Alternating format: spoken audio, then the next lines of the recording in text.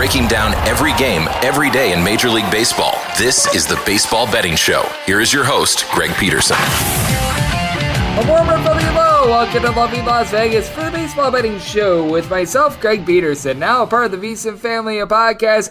Ladies and gentlemen, it is opening day, and that means that the picks and analysis are back, along with this podcast being daily. I will be with you guys every single day that we've got games throughout the MLB season, so this is going to be a lot of fun. In segment number 2, I'm going to be chatting with one of our good friends of this podcast for the last few years, in Curtis Rogers. He does pre- and post-game work over at 710 Seattle Sports. We're going to be previewing what to expect out of the Guardians and the Mariners for this series, what to expect out of the Mariners, and really the AL West as a whole this season, and talk about a few teams that had poor results last season that he thinks are going to be able to take a step up this season as well. I'm also going to dive into him, just what he gathered from spring training, how the new rules affect not just pitchers, because a lot of us are taking a look at the pitch clock, but also how the batters are being affected by the batter's clock as well. So we're going to be diving into all that with him in segment number 2. In the final segment, I'm going to give you guys picks and analysis on every single game on the betting board for this MLB Thursday as we touch them all. If you have a question, comment, segment idea, what have you for this podcast, you do have one of two ways we offer those in. First one is my Twitter timeline at @GUnit_81. Keep in mind, letters EM. Naming does not matter, as per usual. Please do send these into the timeline. And the other way, that is via an Apple Podcast review. If you rate this podcast 5 stars, it is very much appreciated. From there, you're able to fire in whatever you'd like to hear on this podcast via that 5-star review. And I just did want to take the first segment today to answer some of those questions that maybe I might have missed the first time around because I did a little bit of a preseason podcast. So if you're looking for some season win totals, what have you, just take a look for the first podcast I was uploaded in this feed, the Baseball Betting Show with Greg Peterson, and we've got a lot of questions answered there, but these are ones that maybe I didn't hit upon quite as much. I know that a lot of you guys taking a look at the spreadsheet, which that is going to be up daily, and it's probably not going to be pinned up for the first 4 or 5 days of the season, just because I also do college basketball Final Four national championship. Does take a little bit of precedent over baseball for this week, but once that happens, it will be pinned up, and I will still be posting this every single day, so have no fear there. I've got you guys all covered there. You've got the VSiN link as well that is always updated on that VSiN link as well, and I will try to put that in the show notes of this podcast as well. But I know that I was asked why I don't put any juice on with regards to my handicap of lines, and simply because the book's handle makes it to where there's not a 100% probability of hitting. The book does take a little bit of a cut. A lot of this is due to tax reasons as well. Some of you guys in states like, Montana, you're going to be paying a little bit more than, say, Las Vegas, New Jersey. So that's sometimes why you'll find the money line on a game, if it were to be a pick'em, be much more demonstrative than a -105 like you'll find out here in Las Vegas at a lot of faraway books as well. So there's that. And when it comes down to it, if a game is truly a pick'em, it should be -100/+100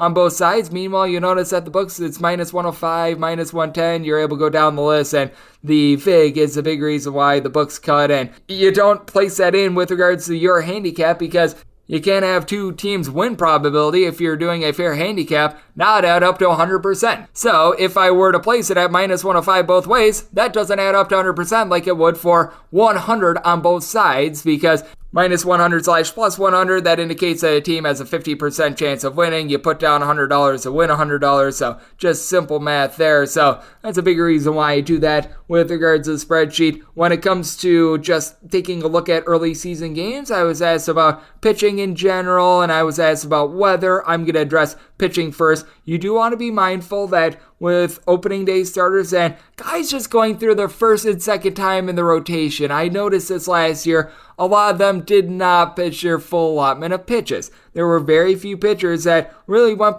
beyond that 80 pitch threshold. Like we saw that with Clayton Kershaw last year. He had that perfect game going against the Minnesota Twins. He gets taken out of the game before he's able to reach 90 pitches. That is something that is going to be very common. So you do want to be handicapping these bullpens a little bit more in the first 2, maybe even 3 weeks of the MLB season than you would be maybe towards like June, July, because a lot of these guys, they are not going to be going as deep into games as you are expected to see them. And I was also asked along those lines if I do bog down my totals a little bit due to weather, and absolutely now, the totals in a place like Tampa Bay, they are not going to be bogged down due to weather because they're playing in a dome. And those are going to be very consistent all throughout the season, but balls that are going to be scraping over the wall in, say, Detroit in the month of June. Those are balls that in March, April / very, very late in the season, in September, very early October, if the Detroit Tigers are able to get there. Those are balls that are going to be dying at the warning track, and I do think that that is very important to be keeping in mind. There's also the big thing with baseball and money lines / run lines of keeping in mind return on investment. This is the most important part of it. When you're taking a look at any handicapper and they're like, oh, I'm hitting at 60% or something like that, the first thing you want to be taking a look at is, all right, what is the juice on some of these? Because I made sure to tweet this out. You could have a 50% handicapper in MLB be very profitable, because if you're hitting 50% and you're getting plus money on every one of your bets, you're doing really, really good. As we know, when it comes to a minus 110 spread, the break-even point there, it is 52.38 some odd percent. When it comes to hold in general, it is very important, because if you're hitting at 60% and the juice is minus 110, you're some sort of a god. When it comes to sports betting, you should be getting your own private island somewhere. If you're hitting 60% and you're laying minus 225 on all these bets, you're probably taking a bath. So that is something that is very, very important. At the end of the day, return on investment is the biggest thing when it comes to MLB handicapping. No doubt about it. You absolutely do want to be hitting every single one of your bets. You want to be doing everything humanly possible for that, but do be keeping that in mind. And guys that I am personally going to be looking to back / fade a little bit more this season, I was asked about this as well. The biggest thing for me is taking a look at a pitcher and the workload that he was able to get in spring training. This includes the World Baseball Classic as well. Someone like a Patrick Sandoval, who he was able to get a nice workload during the World Baseball Classic, able to be in some very competitive environments. A little bit of a stock up there. Someone that might have been dealing with a little bit of an injury, like even Jacob deGrom, who we are going to be seeing on Thursday. He had a little bit of a stop and start spring training, wasn't able to get in a little bit of a workload. That's a little bit of a stock down. Like with Zach Wheeler last year, it took him a month to be able to get going. He had, I think it was some sort of a flu / illness. He was dealing with some injuries, so he was getting started in spring training, and then he had to stop, and then he had to start again, and then he had to stop. Those are things that you do want to be mindful of coming into a season. The best way to be able to search for this is just type in like some sort of a pitcher's name into either Google or Twitter, because everyone's beat reporter is out there on social media. They're able to give you the 411 as to what is happening on all of these guys, and I think that that is something that is very beneficial to do, and I will try to relay all that information on this podcast as well. And then I was also asked about trends / splits when it comes to Major League Baseball, and I do think that this is the most trend-heavy sport out of all of them, because like when it comes to college sports, the players, they are just like a turnstile, especially with the transfer portal, where you're going to have like 1,500 names in college basketball. None of these rosters look alike from year to year. With baseball, it's, and a lot of times you'll find the same face in a new place, but like Bryce Harper has gone up against Max Scherzer many, many times during his career. We've got good data points there as to how those guys duel. Like someone like a G-Man Choi, for instance, has completely owned the soul of Garrett Cole. That is something that I am going to be keeping in mind when the Tampa Bay Rays do play against the New York Yankees this year, if you do get that matchup. So there are sort of things that I will bank on there. There are teams that they get a little bit hot, they get a little bit cold, and you do want to be taking a look there. You don't want to completely throw away the season's worth of data as well. Like when it gets down to July, I can't be like, well, the Miami Marlins are averaging 3.2 runs a game, but they scored 12 in their last 2 games, so all of a sudden the offense is back. We need to be hammering the over once again. I'm not going to be doing that, but at the same time, I will be keeping in mind, all right, it feels like the Miami Marlins might be getting a good read on Atlanta Braves pitching or something like that. So that is the way that I do operate with my handicapping style, and I'm sure that you guys are going to be having quite a few questions throughout the MLB season. Anytime you have a question, fire that in on the timeline at @GUnit_81. Happy to answer all of them here in the first segment daily on the podcast. And if you don't have one immediately, but you have one in like a week or two, anytime that you have it, fire it in, because we've got a lot of baseball to be taking a look at. And a man that absolutely loves this sport, much like I do, that would be Curtis Rogers over there at 710 Seattle Sports. Sports. Coming up next, we're going to be talking with him about the Mariners versus the Guardians series, the outlook of the AL West, and a few teams that he's bullish on coming into the season, and the effect of the rule changes. That is up next on the Baseball Betting Show with myself, Greg Peterson, now a part of the VSiN Family Podcast. Are you ready to become a winning sports bettor? Schedule a call with SBIA to find out how their service can make you a long-term winning player. They've developed an innovative algorithm that maximizes units returned, and they are so confident in their system that they offer a money-back guarantee. Sign up by October 31st and get their MBA package at no cost until they reach 10 net units. They treat sports betting like a business. So if you want to learn how to make your sports betting dreams a reality, visit them at SBIA1.com and check them out on social media at SBIA Sports. Breaking down every game, every day in Major League Baseball. This is the Baseball Betting Show. Here is your host, Greg Peterson. And we're back here in lovely Las Vegas for the Baseball Betting Show with myself, Greg Peterson, now part of the VSiN Family Podcast, and it is great to be joined by our guest as Curtis Rogers does absolutely tremendous work over at 710 Seattle Sports. If you're a fan of the Mariners, you're going to be able to catch them all season long. This man does the pre- and post-game work for them. I know that he also does some Seattle Mariners-based podcasts as well. He does the Seattle Sports Saturday and the Seattle Sports Night podcast as well. You're able to find those wherever your podcast. Curtis, one of the best at being able to cover the game of baseball, and you're able to find him on Twitter and Instagram at A Kid from Kent all together. And Curtis, it is great to have you aboard. I know that you joined my college basketball podcast a lot this year, but I know you absolutely love baseball, so I know that you are psyched, and great to have you aboard. Thank you. Hey, Greg, always appreciate hopping on with you. And yes, it's baseball season, college basketball season, leading directly into baseball season. It's my favorite time of year. It's going to be glorious on Thursday when the first game gets going at, 10 o'clock Pacific time, going all the way here. We're the last game of the day up here in Seattle, where Cleveland and Seattle take place at 7:10 p.m. Pacific Coast time. So chock full of games on Thursday. I'm super excited for it. It should be a national holiday, Greg. It certainly should be, and the Mariners are actually one of the few teams that will be playing on both Thursday and Friday leading into April, so you're going to be getting lots of baseball to begin the season. And just before we start talking about the Seattle Mariners, before we start diving into just the divisions as a whole, what have you noticed with regards to spring training in terms of game flow? Because we know that there have been a lot of rule changes made with the shifts, obviously the pitch clock and the batter's clock. That has certainly thrown a little bit of a monkey wrench into things. Do you think that baseball is going to be looking quite a bit different this year than it has in the past, or have things been relatively ironed out with everything being enforced pretty strictly throughout spring training? I do appreciate that they've been enforcing it strictly, because I think that's going to be the quickest way to get players on the same page with this. Like, hey, we're not messing around with these new rules. We need to enforce these in order to get games moving, to get games back on track so there isn't as much downtime. For me, I think the people on the field that are going to have the toughest transition are going to be maybe the batters, because they also have to be ready within a certain amount of time. They can't be, dilly-dallying in the box. They can't be tapping their cleats. They can't be doing as much as they did prior to pitching as well. I mean, it's been drilled into the pitcher's head, hey, you got to get the ball out within 15 seconds.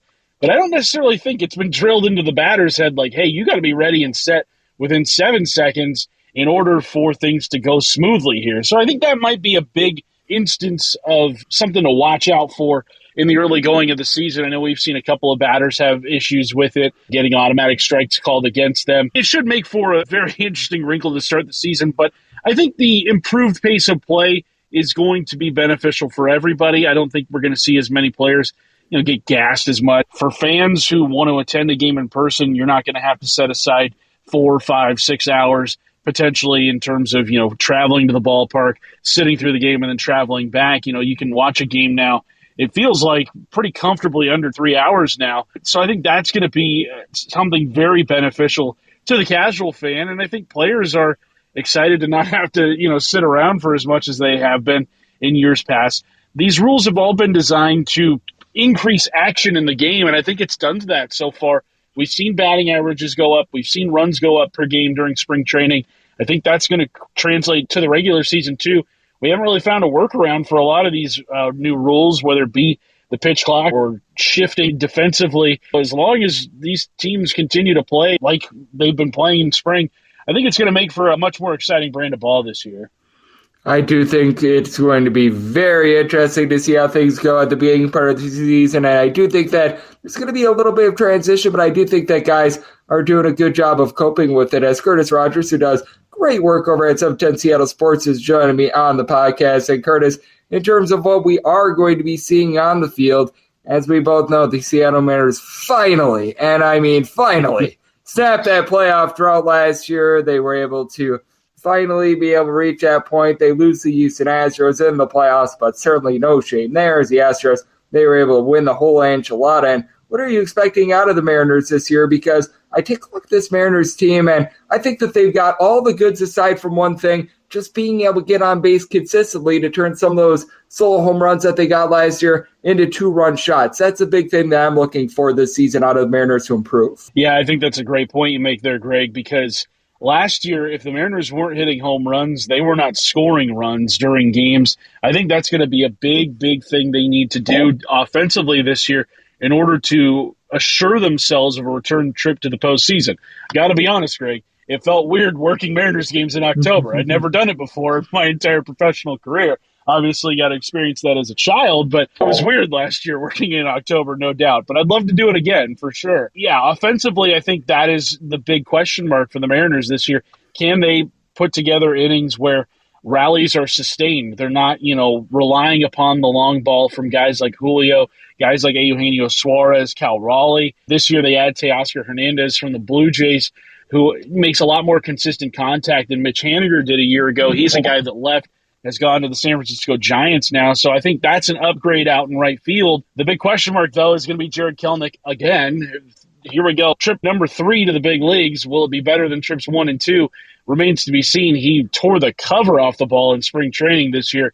I believe hit over 400 for the duration of spring. That's a good sign for a potential, outbreak for him during this season. But I think right now, offensively, the Mariners are going to need to prove that they can put together games where they're putting crooked numbers up on the board, not just in one inning, but maybe in a couple of innings, getting production throughout that lineup, not just a few guys at the very top. Because last year, if Ty France wasn't hitting, if Julio wasn't hitting, if Eugenio Suarez wasn't hitting in a game, they weren't scoring runs.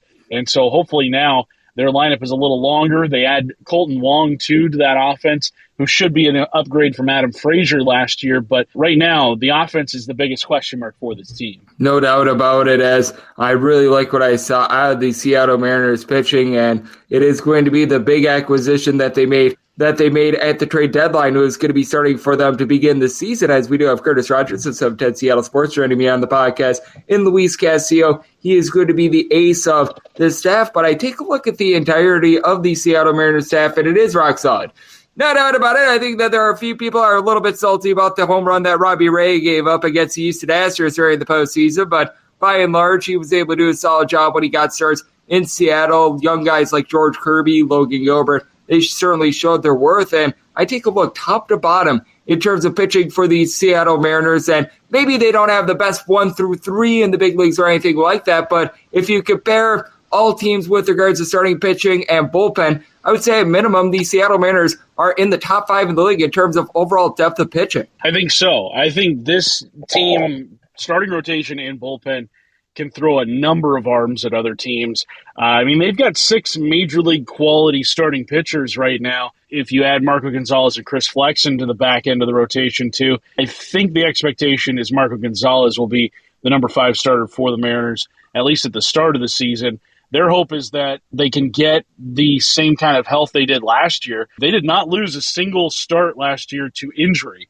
Every single starter made their starts last year, except for a couple of doubleheaders thrown in there. I think Justice Sheffield was a guy who made a start. He was the only guy kind of outside of the 6 that we got used to seeing a year ago. It'll be interesting if the Mariners can replicate that this season. I don't know if they will, which I think is a big reason why they're going with 6 guys and keeping Chris Flexen around, even though I think Flexen does have value, especially to teams that are in desperate need of starting pitching. But looking at the bullpen for the Mariners, too, you've got Paul Sewald, who has become one of the better high-leverage guys in baseball. Struggled a bit in the postseason a year ago, had an off-season operation done, so hopefully he will be back to his normal regular season self that we've seen over the last couple of years. But 2 guys who I think Mariners fans and the Mariners themselves are really high on going into this season are Andres Munoz and Matt Brash. Matt Brash, if you remember, last year came up as a starting pitcher at the beginning of the season, had one really good start against the White Sox, but then lost his ability to hit his target, sent him back down to the minors. They converted him into a reliever, and then when he came back up later on in the season, was pitching very well out of the bullpen. He pitched some pretty high leverage innings in the postseason, especially in that Game 3 of the American League Division Series against the Astros, the game that went 18 innings, no one was scoring runs at all. He looked really good in that. And Andres Munoz throws one of the hardest fastballs in the game, clocked routinely at 103 miles per hour. He has been just an incredible find by this Mariners front office. He was included in that trade that sent Ty France to the Mariners too. So that's a big pelt on the wall for Jerry DiPoto and his staff, just being able to acquire both those guys in the same trade. If those two guys can continue to take steps forward out of the bullpen, you're looking at, a rotation where you've got plenty of guys that can go 5, 6, 7 innings.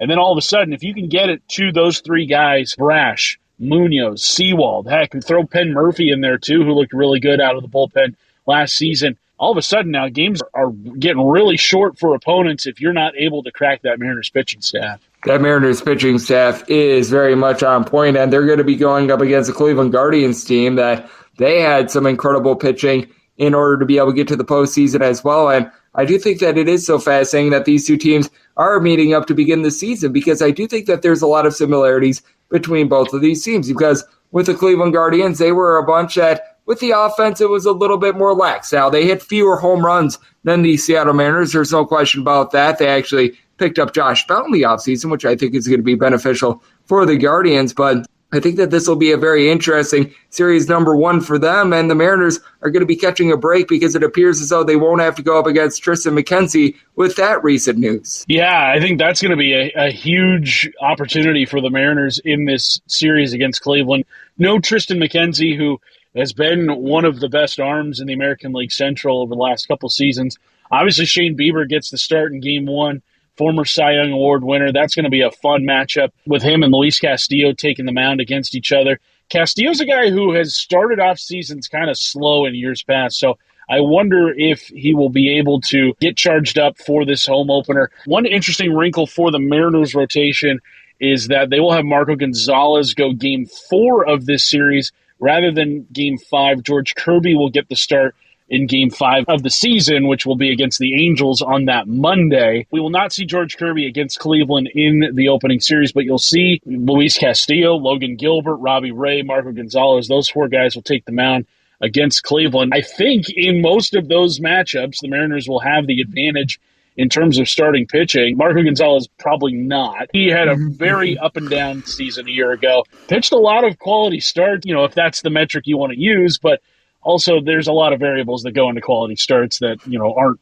taken into account. Obviously, you're only looking at innings pitched and runs allowed, whereas, strikeouts and hits and whatnot, and just everything else that goes into a quality start may not be the best measure of success anymore in terms of starting pitching. But I look at this starting pitching matchup between the Mariners and Guardians. Like you said, these two teams very evenly matched. Would have been a fun series, I think, if these two teams had met a year ago. The Mariners had a lot of success against Cleveland last season, I believe going 6-1 against the Guardians in the regular season. They swept them in Cleveland at the end of the season, and then I believe took 3 of 4 from them at T-Mobile Park a year ago. I would imagine Cleveland very much remembers that. Look, Cleveland's a really fun team. They've got a lot of good young pieces. Obviously, we all know Jose Ramirez is going to be an American League MVP candidate for sure every single season. Jimenez getting a big contract extension, today or yesterday it was. He has been just a tremendous find coming over in the Francisco Lindor trade.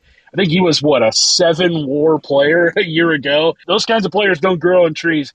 Cleveland's got a pair of them in their infield, in Ramirez and Jimenez. That's a really fun duo that I think Cleveland fans should be very excited for. I agree with you, and I do think that both the Guardians and the Mariners are in for a good season, as Curtis Rogers, who does great work over at 710 Seattle Sports, doing Seattle Mariners pre- and post-game work, is joining me on the podcast. And just taking a look at the entirety of the league, National League, American League, what have you, we've talked about two teams that I'm pretty bullish on coming into the year. Your Seattle Mariners, who are taking on the Guardians, but outside of these two teams, is there a team or two that you take a look at coming into the year and you think that they could be able to certainly improve from what they did last season, because that's always something that we want to take a look at when it comes to baseball. As we know, there are some teams that they rise up very, very quickly, and there are some teams, I'm looking at you, the Boston Red Sox from last year, that go down the toilet bowl very, very fast. But is there a team or two that maybe didn't have the world's greatest results last year that you expect a big bump from with regards to their season win total? I think there are two teams in the American League West that I think are going to be better than where they were a year ago, and that's the Texas Rangers and the LA Angels. I like what the Angels did this offseason. The Brandon Drury signing is going to be one that I think is underrated. He was really good last year for the Reds. Went over to San Diego, didn't have quite the same level of production, but was still good with swinging the power bat for the Padres down the stretch. And then obviously Texas, there is plenty of concern about Jacob deGrom's arm at this point in his career, but when he is healthy, he's still one of the very best pitchers in all of baseball. The Rangers also have been promoting a nice wave of talent to the big league level over the last couple of seasons. Probably see a full season out of Josh Young, who has been one of their top prospects, or at least close to a full season from him at the big league level. I think the Rangers and Angels are going to be two teams that improve upon what they were a year ago. Do I think they're going to be playoff teams? No, I don't think they are. The Angels still have way too many question marks in their pitching rotation. Another addition by them was Tyler Anderson, who had a breakout season last year for the Dodgers, the best season he's ever had pitching. So that'll be a nice addition to the Angels pitching staff. I look at those two teams as two teams that will definitely be better than what they were a year ago, but I still think the gap between them and where the Mariners and Astros are in the American League West is still going to be pretty expansive this season. I think it's going to be a two-horse race in the AL West. And I think Houston, even with the injury to Jose Altuve, they're the favorites by far in this division. I still think the Mariners are going to be competitive for a wild card spot for sure, and probably replicate 90 wins again for the third straight season. But right now, I think it goes Astros, Mariners, gap, Rangers, Angels. Kind of, you can pick your poison between those two teams, but I still think they will be better. It'll be a more competitive AL West for those two ball clubs.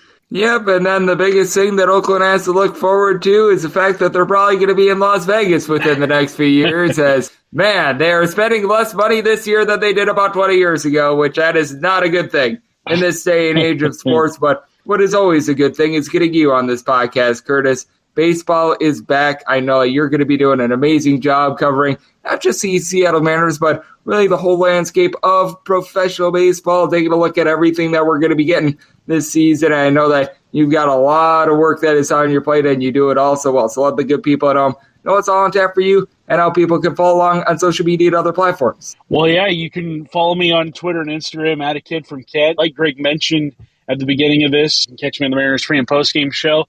And then on Mariners off days, which unless you're a Mariners fan, you're probably not checking in on those too much. But if you are, we've got a couple hours of Mariners content in podcast form called Extra Innings. We started the show last year and got a lot of positive feedback, so we're bringing it back this year. So 2 hours of Mariners content. You can expect that every week or so. I believe April 6th is going to be the first edition of that this year. So you check your feeds when that drops. And Greg, always appreciate coming on with you and talking some baseball. Curtis, I always appreciate you, my friend, as it is going to be an amazing baseball season. All these teams have 162 games to play at the very minimum. And Curtis, he is going to be there for them all. He does great work over there in the Pacific Northwest, and it's always great to get him on this podcast. A big thanks, Curtis, for joining me on Coast to Coast Hoops, part of the VSiN family of podcasts. Coming up next, it is opening day. All 30 teams are in action, so it is that time they give you picks and analysis on every single game on the betting board for this MLB opening day as we touch them all. Breaking down every game, every day in Major League Baseball. This is the Baseball Betting Show. Here is your host, Greg Peterson. We're back here in lovely Las Vegas for the Baseball Betting Show with myself, Greg Peterson, now a part of the VSiN family of podcasts. It's always great to get Curtis Rogers aboard. You heard him a lot throughout the year on my college basketball podcast, and I'm sure that he's still going to be joining that from time to time as well, but he is the pre- and post-game host of the Seattle Mariners. He does absolutely amazing work taking a look at the great game of baseball. He, much like myself, very fired up for opening day, so it was tremendous to be able to get him aboard. A big thanks to Curtis for joining me in the last segment. Now it is that time of the podcast. I give you picks and analysis on every game on the betting board for MLB opening day as we touch 'em all. If a game is listed on the betting board, Greg has a side and a total on it, so it is time to touch 'em all. Do note that, as per usual, any changes are made to these plays will be listed up on my Twitter feed at unit_81. Biggest thing is always pitching changes.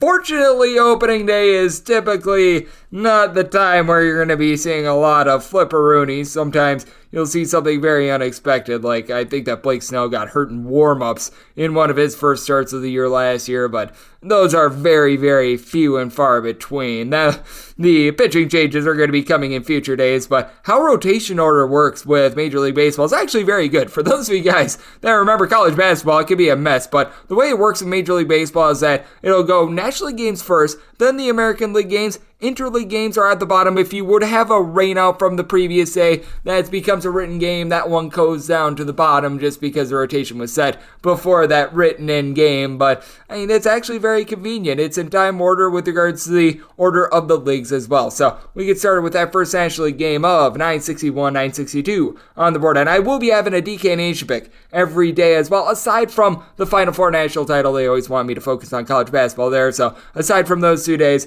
I'll have a DK Nation pick every day with regards to the baseball season as well. But the Atlanta Braves, they're going to be taking on the Washington Nationals.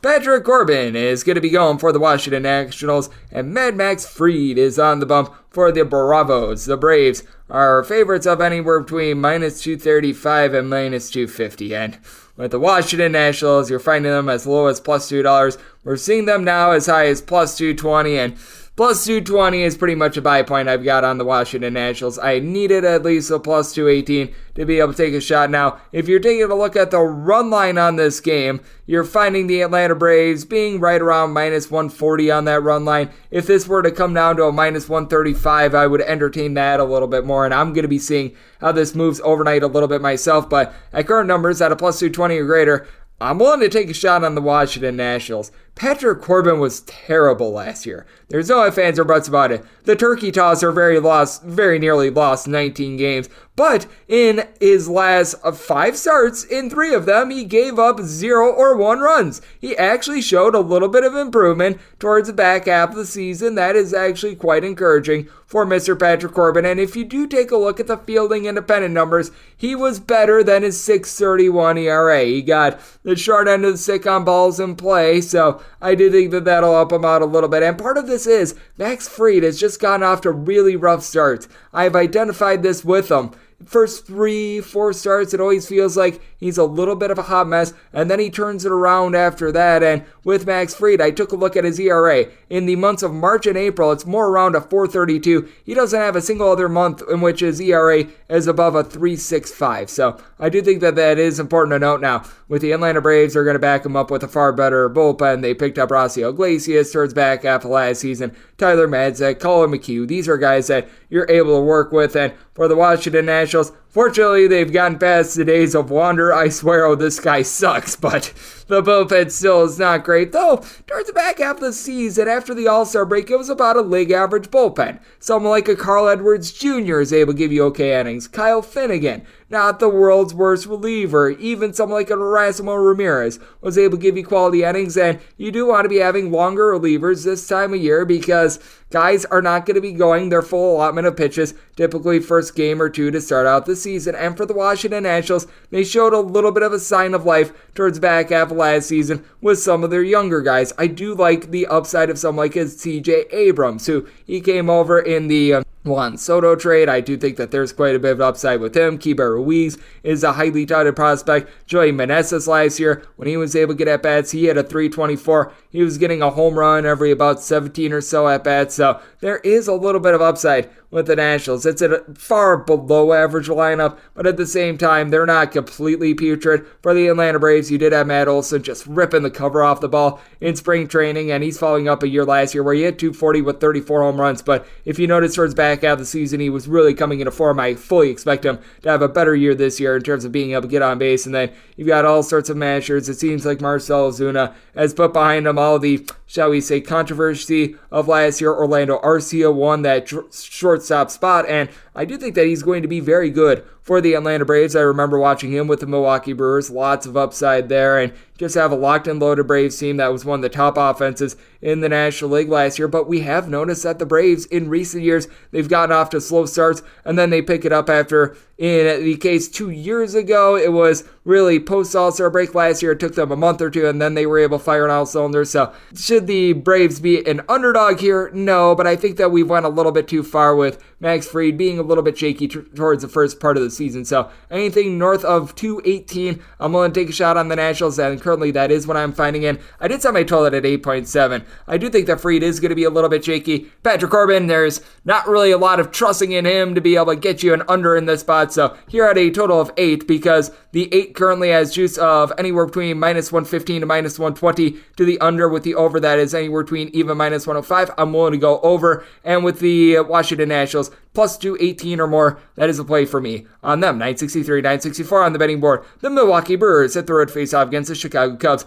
Marcus Stroman is going to be going for the Cubs, and one Corbin Burns, who I always feel like should have his name said in an old English accent, is going to be going for the Brewers. The Brewers are between minus 135 and minus 145 favorites. Meanwhile, with the Cubbies, it's setting between plus 120 and plus 130, and your total on this game is 7.5. The under is setting between minus 115 and minus 120. The over is setting between even and minus 105, and I did set my total at an 8.2. Now, the wind is going to be blowing in a bit with this game. Right now, it looks like this is going to be a game where you're going to have about 10 or so mile per hour winds, give or take a little bit. So that is going to be helping out both of these pitchers, and the wind is going to be letting up as the game goes along. But I'm going to be willing to ride with the over in this spot. I did set my total at an 8.2, and the big reason why is that with the Chicago Cubs and the Milwaukee Brewers, bullpen was very shaky for them last year, and Corbin Burns and Marcus Stroman I don't think are going to be able to give their full allotment of pitches. You also have Marcus Stroman last year be really terrible at Wrigley Field. Now, he got the short end of the stick, a lot of games in which the wind was really blowing out, but he had a 5.18 home ERA compared to a 2.06 ERA on the road, giving up right around a home run 0.4 per 9 innings. Meanwhile, for Corbin Burns, he really fell off the table in the second half of the season. First half of the season, this guy was absolutely incredible, but you take a look at what he did post All-Star break. He was posting up an ERA that was well north of 3. Just felt like he lost himself a little bit, though he did actually have an ERA that was better on the road than it was at home, and he's really had that each out of the last 2 years. For the Milwaukee Brewers, they did try to fortify their lineup a little bit more because it felt like they were a bit of an all-or-nothing offense last year, and man, Christian Yelich has not lived up to his billing, but I do like the fact that they have rolled the dice on Jesse Winker, someone who had a terrible year last year when he was with the Seattle Mariners, but 2 years ago when he was with the Cincinnati Reds, over 30 home runs. He has a lot of upside, and I do think that this could be a nice buy low spot on him. You've got Rowdy Tellez, who was able to pound 35 home runs last year, but once again, couldn't really get on base. Luke Voigt actually led the league in home runs in 2020. Once again, guy with not necessarily the world's greatest batting average, but with the Chicago Cubs, I do really question what they're going to be able to get out of this bullpen. They did try to bring in some veteran guys to be able to help out with this. Brad Boxberger, Michael Fulmer, they both come in. Boxberger being a former Milwaukee Brewer that was able to do a solid job for the team. It wasn't amazing, but it was solid. But you do take a look at some of these guys like a Michael Rucker, Julian Merriweather, that's not necessarily too amazing. And for the Chicago Cubs, they do have quite a few guys that do a nice job of moving the line in a day in which the wind is going to be blowing in. Being able to rip some singles with guys like Nico Horner, Nick Madrigal, I do think is going to be solid. They did a nice job picking up Dansby Swanson in the offseason, one of the best 5-tool players that you're going to find in the infield in all of baseball. You've got Mr. All-or-Nothing and Patrick Wisdom, but I do think that this could be a sneaky good Cubs team if Cody Bellinger is able to find any sort of form that he had with the MVP season of a few years ago. This guy's completely fallen off the table, and quite frankly, you've got two of the most disappointing MVPs in history post their MVP season in Cody Bellinger and also Christian Yelich going at it in this game. But with the Cubs, someone like an Ian Happ does a good job moving the line. C.A. Suzuki is someone I do like as well, but Corbin Burns, I just think is going to be able able to find it once again. And Marcus Stroman, he just has proven thus far in his career in Chicago that he has not been able to pitch at home, which is a big reason why I do like this total over. I did set my total at an 8.2, and with the Brewers, I set them as a minus 148 favorite. If you take a look at the run line in this spot, you're only getting about a plus 120 and a total with a 7.5. I would want to be getting a bigger plus number, so even though it is a little bit chalkier, I'm looking at right around the minus 136 I'm seeing, and I'm going to be willing to lay that with the Milwaukee Brewers, and setting my total north of 8, seeing 7.5 out there with relatively good juice. I'm going to be taking a look at the over as well. 965, 966 on the betting board. The Pittsburgh Pirates walk the plank to Cincinnati to play against the Reds. Yes, we are in Cincinnati, and they're on 100 green getting the start, and Mitch Keller goes for the Pittsburgh Pirates. The Pirates are anywhere between plus 120 and plus 128 underdogs. Meanwhile, with the Redlegs, you're getting them anywhere between minus 135 and minus 140.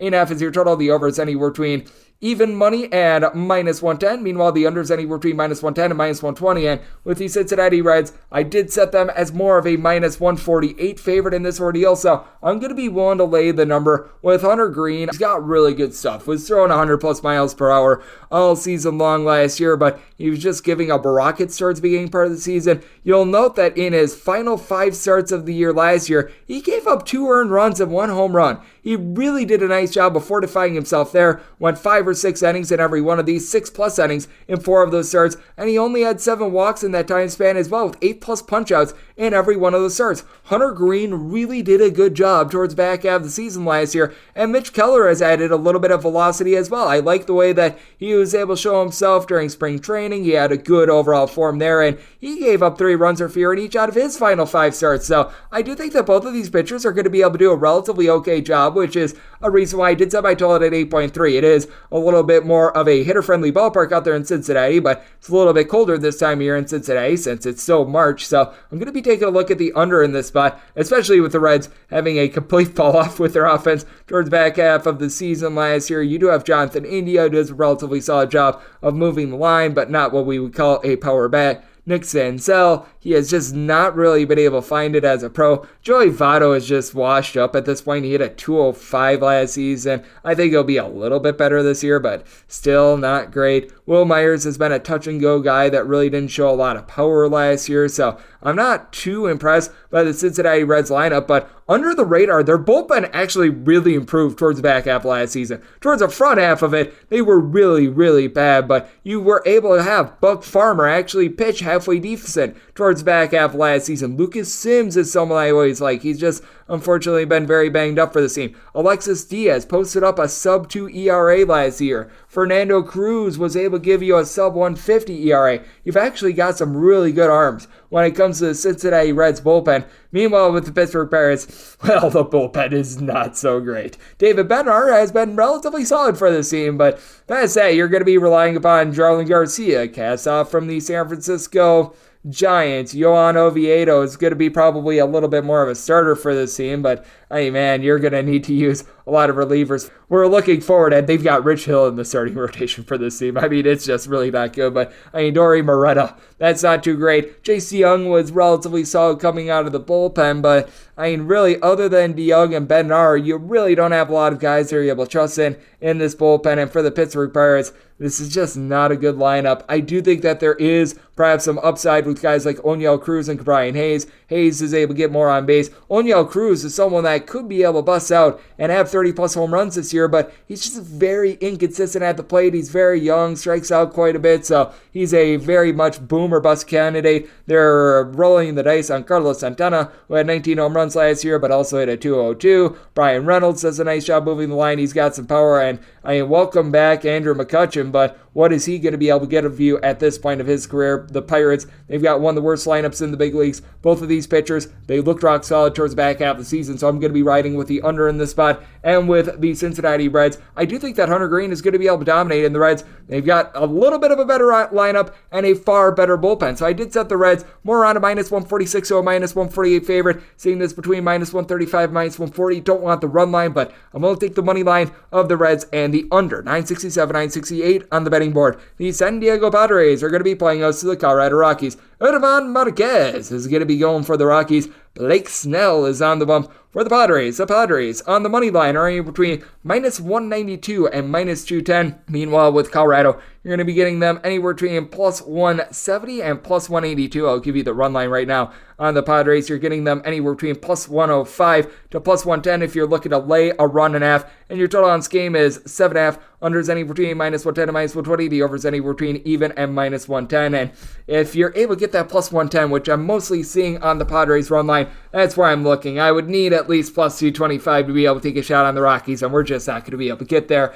Typically with these sorts of lines, it's either lay the favorite on the run line or take a look at some sort of a big giant money line, and we're just not at the point where I'm able to consider it with the Colorado Rockies. Now, German Marquez actually pitched halfway decent on the road last year. He had a 3.43 road ERA compared to a 6.70 home ERA. He just could not pitch in Colorado to save his life, but he gave up all sorts of rockets last year. He was giving up about 1.5 home runs per 9 innings. That's a little bit of an issue, and I do think that his strikeout numbers are going to be up from last year. He's averaging just 7.5 strikeouts per 9 innings, and Blake Snell, very interesting case. If you look at the overall season numbers, 8-10 with a 3.38 ERA, but if you look at him post All-Star break, he was one of the most dominant pitchers in the big leagues, had 1 or 2 rough starts in the postseason. That game against the Phillies was far from terrific, but in the regular season, he gave up 0 or 1 earned runs, and I believe it was 7 out of his last 8 starts, may have been 6 out of his last 7, but he really came into his own. He was able to reduce the walks, and that's always a big thing with Blake Snell. He's got great strikeout potential, but sometimes he gives you just way too many walks, and that is big this time of year because these guys are on a little bit of a tighter pitch count. And now for the Padres, they back him up with a much better bullpen. Seth Lugo is someone that comes in from the New York Mets. He's able to give you multiple innings out of the bullpen. Nabel Christmas is someone I do like for the team. Josh Hader, able to lock it down in the 9th inning. Robert Suarez came into his own towards the back half of the season, so I like the way that they back him up. And have the Rockies really ever had a good bullpen? I mean, it's a serious question. Daniel Bard is able to be relatively okay, but you're relying upon guys like a Ty Block. They pick up Brent Suter, the Velociraptor or the Pterodactyl or whatever from the Milwaukee Brewers. Pierce Johnson comes in from the San Diego Padres, and Brad Hand, he's, well, not necessarily what he has been in the past. And for the Colorado Rockies, because of elevation, they've got the biggest home and road splits that you're going to find in all of baseball. I mean, it's just tried and true with this Rockies team. They always have like the best batting average at home when it comes to the big leagues every single year, and then it's like dead last on the road. It was exactly that last year. No reason to think it's going to be any different this year. You just have a bunch of guys that I've got question marks with. CJ Cron was able to have a relatively nice year last year. He had 29 home runs, hit a 257, but once again, out of those 29 home runs, 7 of them came on the road, and when he was at home, he had a 302. He had a 214 when he was on the road. They pick up Mike Moustakas. Who knows what we're going to be able to get out of him. Chris Bryant, he hit a 306 last year, but he played in 42 games. So you got question marks there. They pick up Randal Grichuk, and Grichuk, I think, is going to be able to do a relatively solid job in year number 2 with the Colorado Rockies. I liked what I saw from him, but lots of question marks with the Rockies. They did pick up Erickson Profar, by the way, from the San Diego Padres, so a little bit of a grudge match there. And for the Padres, this is one of the most fearsome lineups in the big leagues. You're going to be without Fernando Tatis Jr. for the first month and a half of the season, but Austin Nola at the catcher spot is rock solid. They get Xander Bogaerts in the offseason. Matt Carpenter had flashes of brilliance when he was fully healthy with the New York Yankees. Manny Machado is able to hit home runs. He does a good job of moving the line. You've got Juan Soto, I do think, is now going to be comfortable with this team. Nelson Cruz, who's 100 billion years old, can still supply some home runs. So I do like the Padres in this spot, and I do think that you are going to be able to get some runs up on the board because I do think that Blake Snell going to be knocked out a little bit early in this game because he does jack up his pitch count. His pitch count is probably going to be a little bit more reined in with this being opening day. So semi-total is 7.7. Here to 7.5. Looking over with the Rockies, I need at least some plus 225 to take a shot on their money line. So I'm going to be willing to take the Padres run line, laying a run and a half at plus 110, and I'm going to be taking a look at the over. 969, 970 on the betting board. The Miami Marlins are going to be playing us the New York Mets. Max Scherzer is going to be going for the Metropolitans, and Juan Sandy Alcantara is on the bump for Miami. 6.5 is your total. The over and the under, anywhere between minus 105 and minus 115. Mets are between a minus 115 to a minus 125 favorite. Meanwhile, if you're looking at Miami, you're going to get anywhere between even money and plus 112. I think the wrong team is favored here. I did set the Miami Marlins as a minus 103 favorite, so I'm just going to take the plus price on the money line with them. I do think that you have to have concerns with Max Scherzer now being very long in the tooth. He's 38 years old, dealt with injuries last year. He started to break down as the season went along, and No doubt about it, this is not the Miami Marlins lineup that is going to be putting up a whole bunch of runs. The Miami Marlins, they had so many unders last year, and they didn't do a ton to be able to beef up in terms of power, but they are going to move the line a little bit better in my opinion. Luis Arias comes in from the Minnesota Twins. He had a 316 last year with not a lot of power. Brian De La Cruz is someone that has shown throughout his career that he's able to move the line. Jazz Chisholm, before he got hurt, he was sitting right around at 250, so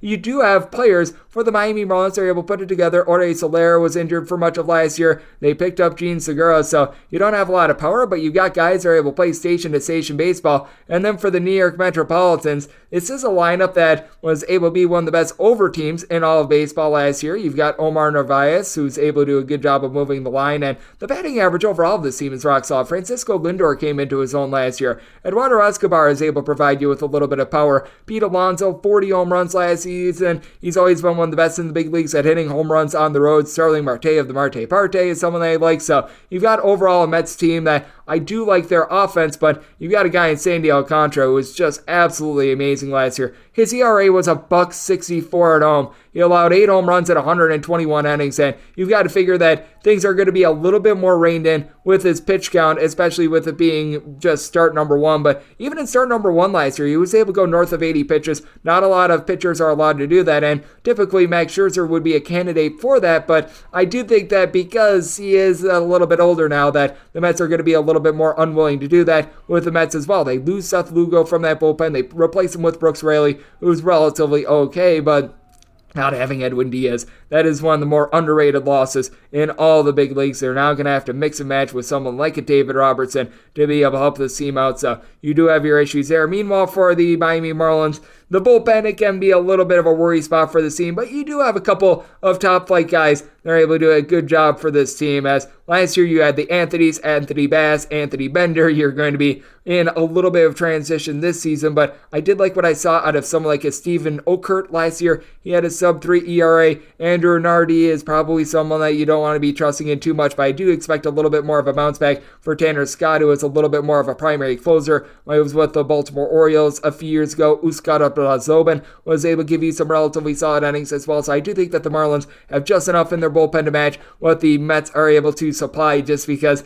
no Edwin Diaz, that is an issue, and I do think that Alcantara is going to be able to give you a better start than Scherzer. I think we went a little bit too low with this total, because I think that the Marlins are going to do a good job of playing station-to-station baseball. So my total is 6.7, so here at a 6.5, I'm going to be looking at the over, and I feel like the Marlins should be the favorite, so being able to get them at plus money, taking the Marlins money line, and taking a look at this total over 971, 972 on the betting board, it is the LA Dodgers, and they play out the Arizona Diamondbacks. Zach Gallen is going to be going for the D-backs, and Julio Arias is going to be on the bump for the Dodgers. And the Dodgers, they're between minus 164 and minus 170 favorites. Meanwhile, you're getting anywhere between plus 140 and plus 155 on the Arizona Diamondbacks. 7 to 7.5 is your total on the 7. The over is anywhere between minus 120 and minus 125. Under is anywhere between even plus 105 on the 7.5. Under is anywhere between minus 110 to a minus 125. The over is anywhere between minus 110 to a plus 105. Personally, I'm going to be taking a look at a Dodgers run line, which we're getting that in most spots, right around a plus 130. As long as I'm able to get plus 130, I'm willing to dive in on that. I set mine at more around a plus 128, and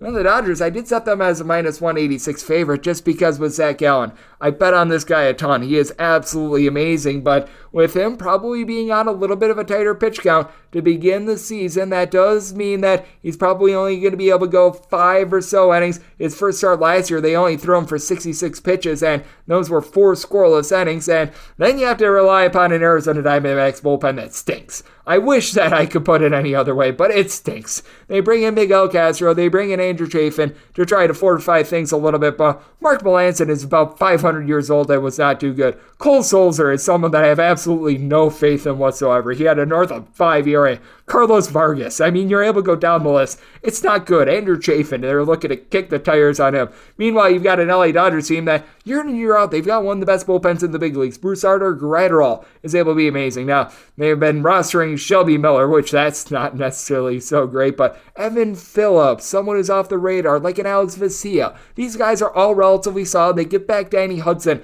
this year. They were without Blake Tryon all of last year, so they were really able to go through it. Now they've got some reinforcements.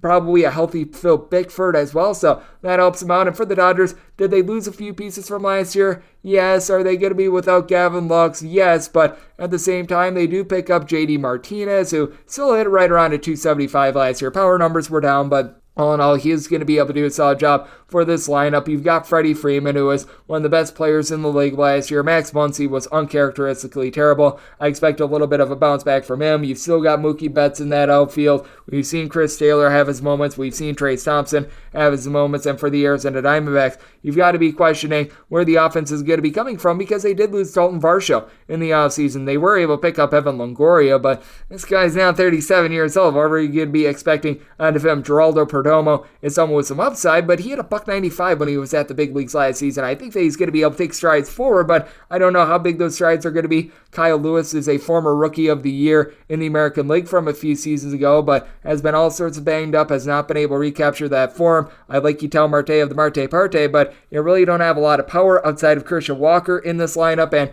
I do think that for Julio Urias, he's going to continue to be rock solid. This guy has won 37 games the last 2 seasons. He was actually worse at home rather than on the road with his ERA each out of the last 2 seasons, with his home runs per 9 rate actually being a tad bit higher at home. But I do think that with it being March, even out there in lovely Los Angeles, that is going to be able to help him out just a tad. This guy owned the Arizona Diamondbacks last year, gave up 1 run in 11 and third innings. I think that he's going to steamroll once again. So seeing the plus 130 run line of the Dodgers, I'm going to be willing to lay the run and a half. The Dodgers, they played fewer than 15 one-run games last year with all of their wins, so I was very impressed by what they were able to do there. So they were very trustworthy on the run line, and I did set my total at a 7.3. Seeing the 7.5 with minus 110-ish juice, that is where I'm going to be looking to in this spot, just because I do think that it is going to be a case where you're going to get 2 good starters going at in this one, and with it being a little bit colder this time of year, even in Los Angeles, it is going to help out for an under, especially with this being a nighttime game in Los Angeles where the ball is flying a little bit less. So looking at the under and looking at the Dodgers on the run line, 973, 974 on the betting board.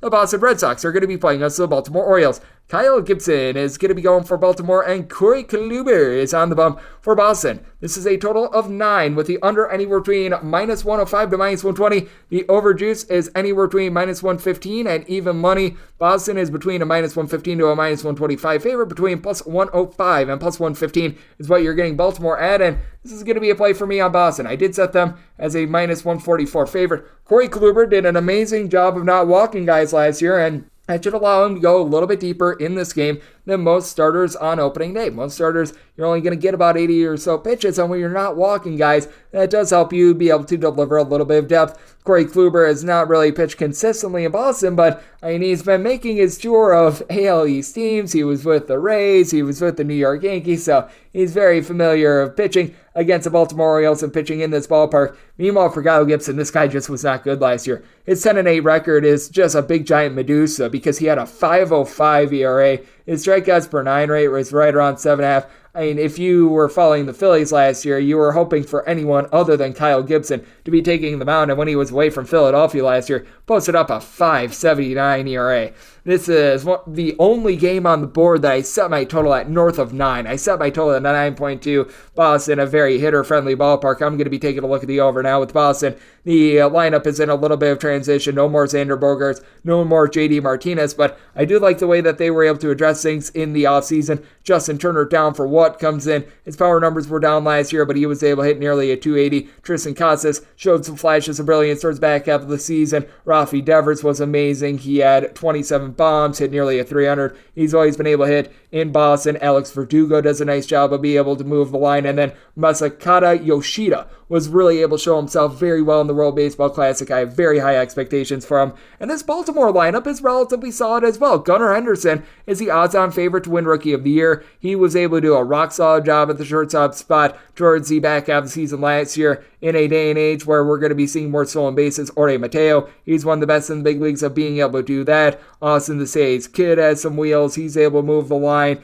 You've got Cedric Mullins, who was one of the best hitters in all baseball 2 years ago. Anthony Santander, he was able to supply 33 bombs last season. So I do like this Orioles team. And for the Orioles, when Adley Rutschman was behind the plate, the this team was so much better than they were without him. Now, they are dealing with a little bit of an injury to Dylan Tate in that bullpen to begin the season, and that is a little bit of an issue because I don't think that you're going to be getting a good start out of Kyle Gibson. You do have someone like a Keegan Aiken who's able to fill a couple innings. You did have Felix Bautista become one of the best closers in all the big leagues last season, but experiencing a few guys being out of the fold like Jorge Lopez from last season, so they are going to be relying quite a bit more on Cionel Perez, who was rock solid last season. And for the Boston Red Sox, that bullpen was a big giant issue, and it does appear as though they're probably going to be trying to trot out their Garrett Whitlock as a starter of the season. So they are going to need to have some of these young guys and just some of these guys in general that they picked up off the scrap heap, like a Chris Martin, like a Richard Blyer, to be able to step up. I don't think that this is going to be a good bullpen by any stretch of the imagination, but I also think that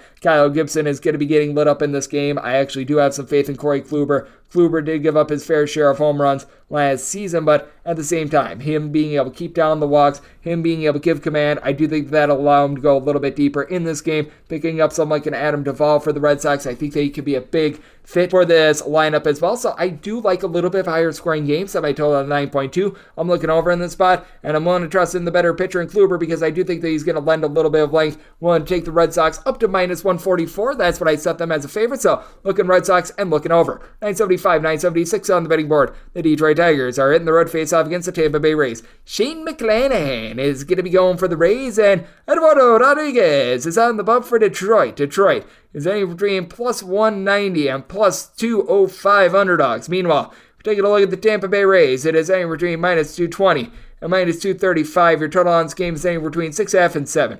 On 6.5, the over is anywhere between minus 120 and minus 125. Under is between even and plus 105 on the 7. Under is minus 125 and the over is plus 105. And if you're looking at the run line to lay a run and a half with the Tampa Bay Rays, you're going to be getting right around even money to minus 105. And I needed a nice plus number to be able to take a look at the Tampa Bay Rays on the run line. I set this at a plus 128, and with the Detroit Tigers, I set them as a plus 188 underdog. So seeing them between plus 190 and plus $2, I'm going to take the Mondo underdog here with the Detroit Tigers. Eduardo Rodriguez was one of the most unlucky pitchers in the big leagues in 2021 when he was fully healthy. He had trials and tribulations last season, but in his final 4 starts of the season, he pitched really well. He gave up 8 earned runs. He went 6+ innings at every one of those starts, was able to keep the walks down with 2 walks or fewer in 4 out of his final 5 starts, going at least 5 innings at every one of them. So I do think that there's some upside with Rodriguez, and he's pitching in a very pitcher-friendly ballpark in Tampa Bay. And for Shane McClanahan, he was absolutely amazing towards the beginning part of the season last year. By all accounts, he was looking relatively rock solid when it came to spring training in terms of his actual stuff. I really do need to sort of see it to believe it, though, because we only threw right around 9 2/3 innings in spring training. You've got to feel like he's not going to be going too deep in this game. And with Brooks Raley out of the fold for the Tampa Bay Rays, he did lose a few guys. Additionally to that, I do think that is going to cause for the Tampa Bay Rays to be a little bit more shaky towards the back half of this, because you've got some like a Kelvin Fletcher that you need to rely upon. Garrett Clevenger, these are not necessarily trustworthy guys. Jalen Beeks was able to do a nice job. Now, the Tampa Bay Rays system is one that I very much trust in, but their system as well is protecting their starting pitchers. And I do think that Shane McClanahan is going to be on a relatively tight pitch count. Now, the big issue that you've got with the Detroit Tigers is that they just had absolutely no hitting whatsoever last season, but I like the way that a lot of these guys were able to perform during spring training. Riley Green hit above a 300 in spring training last year. He actually hit above a 250, was really able to turn it on towards back half of last season. 2 years ago, Akil Baddoo came onto the scene, looked very solid. He was able to show some nice marks in spring training. Spencer Torkelson, he was able to get in some work. He didn't hit the long ball, but he was able to consistently get on base. I do think that the Tigers are going to be more respectable than they were last year. This by no means is going to be a team that's going to be ripping the cover off the ball. They were dead last in the league last year in terms of home runs. They were one of the worst teams in the league at just scoring in general, but I do think that they are going to be a bit better this year. Jonathan Scope, I don't think is going to have the toilet bowl season like he had last year, and for the Tampa Bay Rays, this isn't necessarily a world beater on offense as well. We all remember that 1-0 game that they played against the Guardians in the postseason, and we've got a few guys at the top that do a very nice job, like a Wander Franco, who's a very good, talented guy. Yandy Diaz is able to move the line. It's nearly a 300 for the team. You really don't have a lot of power. Randy Arozarena, good World Baseball Classic. I absolutely love what he's able to bring to the table. Harold Ramirez is someone that's able to move the line as well, but you're going to have a lot of dead bats towards the back half of it as well. You're going to be relying upon someone like a Taylor Walls to be able to take that stride forward, Luke Raley, and I'm not sure if the Rays are able to rely upon that. Certainly the Rays should be a nice size favorite, but being able to get right around $2 on the Detroit Tigers, that appeals to me because a lot of people were very high on the Tigers going into the year last year, and I do think that the Tigers, they were just hit by Murphy's Law with injuries last year. I think that the lineup is going to be a little bit better. Set my total at a 6.6. Looking at current numbers right now, I would much rather have the 7 under rather than the 6.5 over. That's where I'm leaning right now. I'm going to see where I'm able to get the better juice just because the juice is all over the place on both of these. But right now, I'm leaning more towards a 7 under in this ordeal. And with the Detroit Tigers, I'm willing to take the $2 price that I'm seeing with them on the money line. 977, 978 on the betting board. The Kansas City Royals are going to be playing us to the Minnesota Twins. Pablo Lopez, one of my favorite names. He's going to be going for the Minnesota Twins, and Zach Greinke is on the bump for the Kansas City Royals. The total on this game is anywhere between 8.5 and 9. On the 8.5, overs between -120, -125, unders between even and +105, and on the 9, unders anywhere between -110 and -120. The overs anywhere between -110 and even. The Minnesota Twins are between -140 and -150 favorites, and between +130 and +122, seeing as size +132 is your number on the Kansas City Royals. And with the Twins, I could only set them at a -128, so being able to get right around the +130 that I'm seeing on the Kansas City Royals, that does appeal to me. With Zach Greinke, he was really good at home last year, and he was terrible elsewhere. 5.32 road ERA, .91 home ERA. Gave up all sorts of bombs away from home. He gave up 1 home run in 66 innings in Kansas City this year. I don't think that his home run to inning rate is going to be 66-1 like it was last season, but he clearly pitches very well in Kansas City. Has spent much of his career there, so I do think that that is very beneficial. Meanwhile, for Mr. Pablo Lopez, he comes over from Miami, and he actually pitched very well on the road last year. A 3 ERA away from Miami, a 4.55 ERA when he was at home. I think that that was just a little bit of an anomaly because the season before, his ERA was 2 points higher when he was on the road. And for Pablo Lopez, the big thing with him is that he's able to do a nice job of giving you right around 9 strikeouts per 9 innings, but the walks can sometimes get a little bit out of sorts. For his career, he gives up nearly 3 walks per 9 innings, very much did have a little bit of a fall off after a very good start to the season. And for the Minnesota Twins, you still have some bullpen question marks when it comes to this team. They still, for some reason, are playing Emilio Pagan. I have no idea why. Caleb Thielbar was relatively solid. Griffin Jackson is someone that I do like. And then you've got Yohan Duran, who's able to throw 100 plus miles per hour. He has a lot of upside with the Minnesota Twins. But the Twins lineup did lose some key pieces from last year, most notably Luis Arias, who was one of the top players in the league at just being able to set the table, turning a lot of the solo home runs into 2 to 3 run shots. And now the Minnesota Twins have decided that they're going to roll the dice on Joey Gallo, who hit a $160 last year, and he had 56 hits, 19 of which were home runs. That's not necessarily where you do want to be starting out at. Jose Miranda was a little bit up and down last year, and you do have some pieces that are able to be very solid when they're firing on all cylinders, like Byron Buxton. When fully healthy, is an MVP candidate. He hit just 225 last year. I fully expect him to be able to do a better job this year. I could tell that he was dealing with quite a bit of ailment last season. Looks to be fully healthy for this season, but that's always a question mark that you got. Gilberto Celestino is someone that they rolled the dice on as well. Nick Gordon does a solid job of moving the line, and you get back Carlos Correa, which I know that there's obviously some question marks with his health just because of the way that he returned to Minnesota, but you do have a Twins lineup that at their peak they can be relatively solid, but I feel like they're one of the most hit or miss, for lack of a better term, lineups in all baseball. And I do think that for Kansas City Royals, a team that actually hit a lot of overs last season, not necessarily because of their hitting, they did have quite a few guys that were able to emerge towards back half of the season last year, and I think that they're going to be able to build upon that this year. Vinny Pasquantino hit very nearly a 300 with a little bit of power last year. Bobby Witt Jr. was a bit up and down, but towards back half of the season, he was able to get his batting average above a 250. Ed Olivares, he does a nice job of moving the line, dealt with some injuries last year, but you got also Salvador Perez, who led the league in home runs 2 seasons ago. He was quite a bit banged up last year. He's all good to go there. And then when it comes to the Kansas City Royals, obviously the big question mark is the bullpen, but I do think that Scott Barlow, Jake Brentz, these guys are going to be able to do an okay job. They pick up Aroldis Chapman, which if you're able to get peak Aroldis Chapman, that's great. I don't think that they're going to get peak Aroldis Chapman, but I don't think that they're going to get quite the guy that flamed out the last few years with the New York Yankees as well. And I do think that just with all the suspicion that you've got around the Minnesota Twins, and with having Pablo Lopez be a little bit of an up and down pitcher in a new place, that this is a good spot to be able to take some plus money with the Kansas City Royals. So I'm going to be willing to ride with the Royals, set them at plus 128, so plus 130 or greater, willing to take a shot there. And I did set my total at 8.3. Zach Greinke has pitched really well in Kansas City, and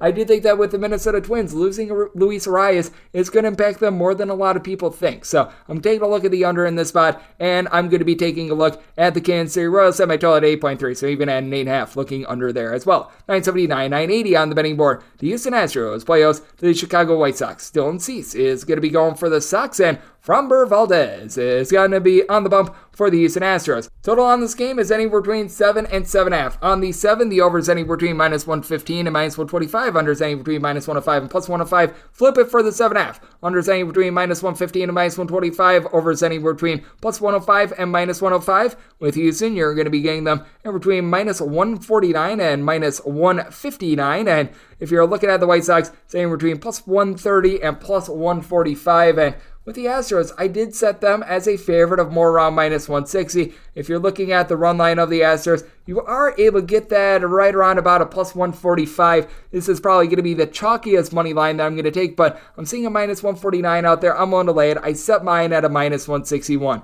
Dylan Cease is an absolutely tremendous pitcher for the Chicago White Sox, who, just by having Tony La Russa out of the fold, I do think that they're going to be a little bit better this year. And Dylan Cease was a borderline AL Cy Young contender last year. 14-8 record, 2.20 ERA. Pitched very well on the road with a 2 ERA. You've got to once again have that question mark of how deep is he going to be able to go in this game? Because the one question mark that you do have with Dylan Cease is command. He does give up north of 3.5 walks per 9 innings. This is going to be a start which he's probably going to be having a little bit more of a strict pitch count, so that is a bit of an issue. And for Framber Valdez, this guy typically can go a little bit deeper in starts. He did pitch 84 pitches in his first start of the year last year, so he is one of the few guys I think is going to be able to go a little bit deeper in a start like this. And for Framber Valdez, he does have a little bit of command issues himself, but he does an amazing job of not giving up home runs. He gave up 11 home runs in north of 200 innings last year, including 3 home runs in 86 and a third innings at home last season. And for the Chicago White Sox, they're dealing with an injury to Eloy Jimenez that is already impacting the lineup. You've got guys that are able to move the line. Tim Anderson does an amazing job of being able to get on base. Elvis Andrus, you could tell that he just needed to get away from Oakland. When he came over for the Chicago White Sox, he started to hit with the seam. Yohan Moncada, he's been up and down throughout his career, but I do think that there's some upside there, and I do like the signing of Andrew Benintendi. He overall last year hit above a 300. Now, there was also the case where when he went to New York, he just wasn't necessarily himself, but with the White Sox as well, you've got question marks when it comes to the bullpen, because Liam Hendricks, I know, has been dealing with some health issues, so that is not necessarily so great. You wish him absolutely nothing but the best, because I know that he was receiving some cancer treatment, but you've got Kendall Graveman, who is going to be in the fold. Aaron Bummer, sometimes he's a bummer, sometimes he's terrific. Last year, he was relatively solid with this team, so you do have some relatively solid relievers. The Houston Astros, though, they were really your top team in all the big leagues with regards to their bullpen ERA. I mean, they just find it from everyone. You don't really have a single guy that gives you north of a 3.5 ERA in this bullpen. Rafael Montero, Hector Neris, Seth Martinez was amazing for the team last year. Ryan Stanek posted up a $1.15 ERA. Now, is there maybe going to be a little bit of regression with someone like a Stanek? Yes, but Ryan Presley is someone that you know what to expect out of. Now, they are going to be dealing with the injury to Jose Altuve to begin the season, but you still have plenty in the infield. David Hensley was able to have some good moments in the postseason. I like the way that he's come up. Jeremy Pena, he had a bunch of big hits during the postseason, was one of the best rookies in the league last year. Yordan Alvarez, he looks to be fully healthy entering into the season. I like the way that Kyle Tucker is able to perform as well. Michael Brantley is going to be out of the fold most likely for the first few games of the season, but They should be getting him back relatively soon, and they've got more than enough to be able to hold down the fort. Really, the catcher spot with Yannier Diaz along with Martin Maldonado is the lone, shall we say, issue with the Houston Astros lineup. I do think that this is going to be a game that is going to be a little bit more of a middle-of-the-road game with regards to a total. I did set mine at a 7.2. Right now, seeing the 7 with a minus 115 juice, I'm going to be looking at the over in that spot. A lot of the 7.5, you're finding that juice now at a minus 125, so being able to get the minus 115 juice on 7, I'm going to be looking at the over in this spot just because I do think that C's probably going to be yanked a little bit early in this game, and the White Sox do have guys that are able to move the line. And for the White Sox as well, you always want to be noting their righty-lefty splits because they have always pounded lefties, and Framber Valdez is a lefty, so that does play into this a little bit as well. But with that said, I do trust in this Houston Astros bullpen to be able to get it done in this spot. Willing to lay the big money line of right around minus 149, minus 150 with the Astros to go along with P7 on minus 115 juice over 981, 982 on the betting board. The LA Angels hit the road face-off against the Oakland A's. Kyle Mueller is going to be going for the A's, and Shohei Ohtani is on the bump for the Los Angeles Angels. Angels are between minus 205 and minus 225 favorites. Meanwhile, the A's, they are anywhere between plus 185 and plus 195. 7 is your total. Over and under, anywhere between minus 105 to a minus 115. Needed at least plus 177 to take a shot on the Oakland A's, so we have gone there with Kyle Mueller. He pitched at AAA Gwinnett very well last season. When he's been brought up to the big leagues, has been very shaky for him. He got just 3 starts, 12 and a third innings last year, and he got relatively shelled in those starts, but he actually got quite a few starts during the 2021 season with the Atlanta Braves. I'm not going to come out here and say that he was amazing. His K-to-walk rate was right around 2, but he did show some flashes of being a pretty competent pitcher, and I do think that at 25 years old, he is going to be significantly better this year than he was in the past. And the biggest reason why I did set this money line so low on the Angels, because I needed it to be below a minus 177 to be able to take a shot on them, is that I do think that there's going to be a strict pitch count on Shohei Ohtani, because with Shohei Ohtani, he's absolutely amazing in everything that he does. He pitched 80 pitches in his first start last year, and I can't think that he's going to be going any further than that. And if there is one issue that you've got with the Angels, shock, shock, surprise, surprise, it's with the bullpen. They actually did fortify their starting lineup a little bit more, but someone like an Aaron Loop last year was not great. He had a 3.85 ERA. Jose Quiata, he posted up nearly a 4 ERA. Andrew we want a little bit more out of you.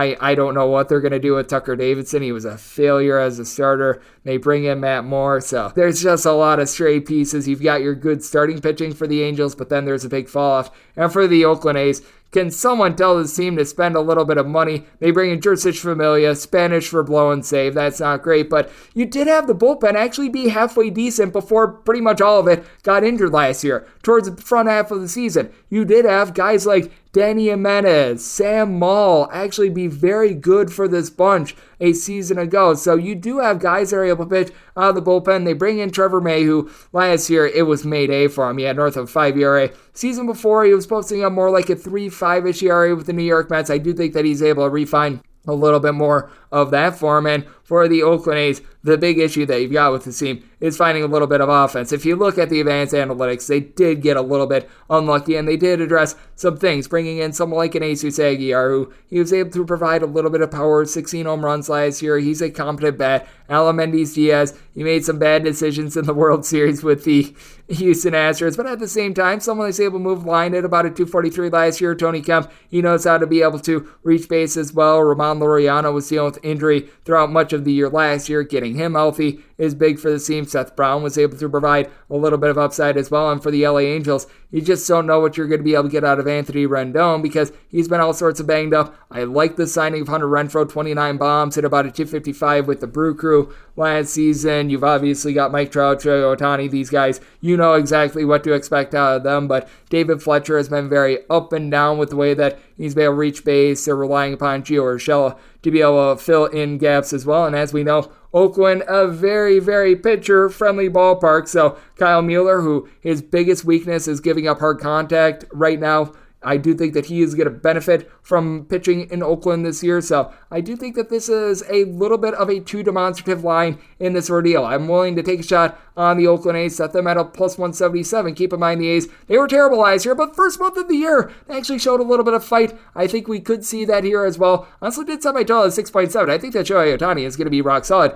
for the LA Angels before the bullpen gives up a few runs. I think that you're in for a classic low-scoring Oakland game. So looking at the under in this spot, and we'll take right around plus 185 to plus 190 here with the Oakland A's. This is going to be the DK Nation write-up pick. 983, 984 on the board. The Cleveland Guardians are on the road facing off against the Seattle Mariners. Luis Castillo is going to be going for Seattle, and you've got Shane Bieber Fever, who's on the bump for Cleveland. Cleveland is anywhere between even money and plus 105, between minus 110 and minus 120 is your price on Seattle. 6.5 is mostly the total across the board. I'm seeing a straight 7 that underjuices minus 125. The over is plus 105 on the 6.5. Over is anywhere between minus 120 to minus 125. Under is anywhere between even and plus 105, and when it comes to the total on this game, I did set it at a 6.8. Personally, I'm going to be willing to look at a 6.5 over. I'm hoping that we can get a little bit of better juice on it. Minus 120, a little bit steep, but at the same time, that's currently what I'm looking at there. Looking for a 6.5, but looking to get the juice reduced just a little bit there. But my write-up pick is going to be on the Seattle Mariners money line. This Seattle Mariners bunch does have Luis Castillo back for blood after he was very, very good coming over at the trade deadline. He was able to post up a 2.86 ERA in his 14 starts with the Seattle Mariners, giving up just 5 runs across his last 4 starts. And for Shane Bieber, he certainly was able to find it towards the back half of the year last year. He saw his strikeout numbers fall off quite a bit, though. Previous 2 years, he was posting up a 2.48 ERA with 13.2 strikeouts per 9 innings. Last year, that fell to 8.9 strikeouts per 9 innings with a 2.88 ERA. Both of these bullpens, two of the best in the big leagues. Seattle was 6th in the league in bullpen ERA. The Cleveland Guardians were 5th, so you've got really no concerns there. And for Seattle, you've got a locked and loaded bullpen with Andres Munoz, Penn Murphy, Matt Brash. When he was sent to the bullpen, he was very good last season. Meanwhile, you've got a Cleveland Guardians team that has James Karinchak. They've got Emmanuel Clase, but I also do think that the Guardians might be saving a couple bullets in the chamber because they're going to have to trot out their Hunter Gaddis on Friday. They're one of the few teams that they play both on Thursday and on Friday, and Hunter Gaddis last year had an 18.41 ERA. When your ERA is getting relatively close to the year of the Civil War, just a few years off, that's not necessarily so great. Eli Morgan was able to do a solid job, but with the Guardians as well, they just also don't have the same amount of firepower in the lineup. Second fewest home runs of any team in the big leagues. They did pick up Josh Bell in the offseason. That should be able to address this a little bit. Had 17 total home runs, but at the very least, he's a big bat